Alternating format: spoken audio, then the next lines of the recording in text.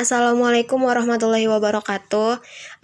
Selamat siang untuk semuanya. Di sini kami dari kelompok 3 akan mempresentasikan hasil dari materi kami tentang pelaksanaan demokrasi di Indonesia. Kami dari kelompok 3 terdiri dari 18 orang, yaitu ada Ajeng Farisa, Cantika Puspita Pratiwi, Danar Pradopo, Dina Istiqomah Khairunisa, Guita Normi, Henry Kurniawan, Herlina Nuraini, Kevin Juan Jeremia, Melisa Oktavia, Muhammad Rizky Effendi, Nur Indah Simbolon, Rizky Sabili, Syahwa Eka Pradana, Tania Damayanti Simatupang, Tessa Lonika Yohana Riagulo, Yasin Al-Afwan, Yan Arya Ramadan, dan Petrus Halomoan. Di sini saya akan menjelaskan mengenai definisi demokrasi.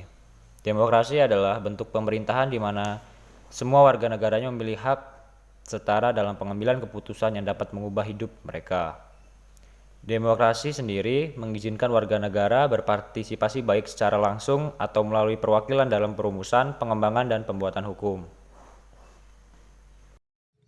Baiklah, selanjutnya merupakan definisi demokrasi menurut Basileus yang dibagi menjadi beberapa kriteria.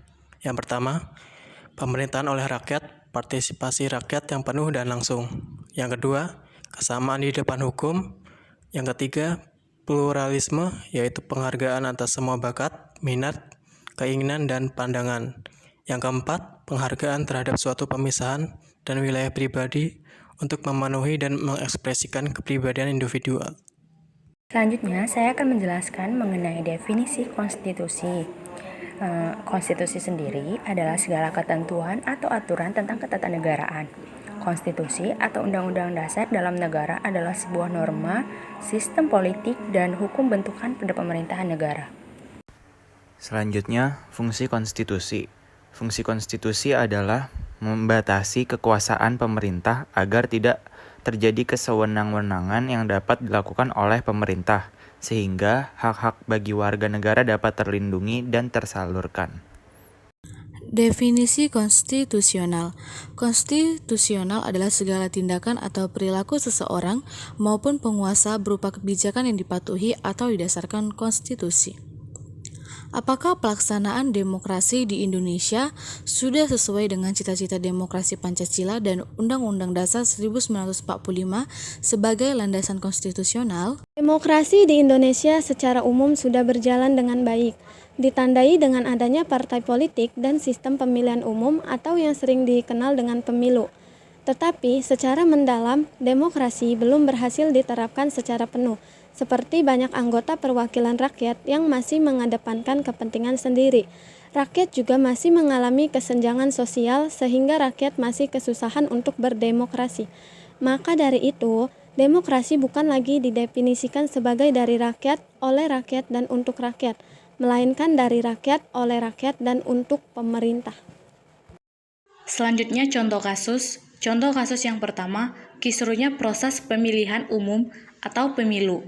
Masalah ini mayoritas disebabkan oleh adanya pihak-pihak yang melakukan kecurangan dalam rekapitulasi suara atau pada saat pemilihan mereka melakukan hal yang tidak sewenangnya ataupun mengganti suara.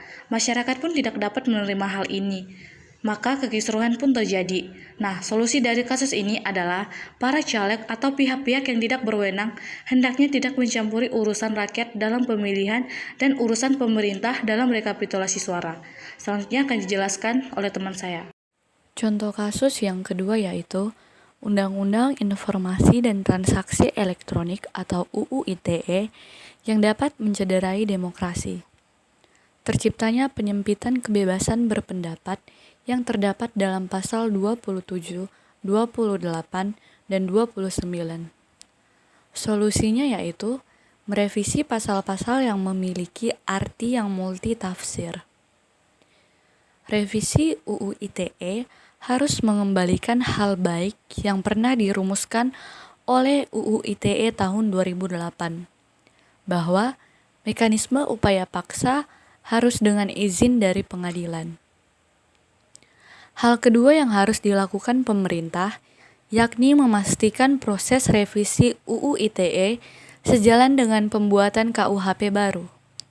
Selanjutnya, revisi UU ITE juga diharap mendukung pembaharuan KUHP dalam RKUHP yang mengatur segala bentuk upaya paksa harus dengan izin pengadilan. UU ITE nantinya diharap memperjelas mekanisme pengaturan blocking dan filtering konten. Untuk contoh kasus 3 yaitu pengangkatan Soekarno sebagai presiden seumur hidup. Masalah ini disebabkan oleh tidak ada batasan periode dalam menjabat sebagai presiden. Solusinya yaitu dengan melakukan amandemen Undang-Undang 1945 dikeluarkan MPR nomor 8/MPR/1998 tentang pembatasan masa jabatan presiden dan wakil presiden terkait.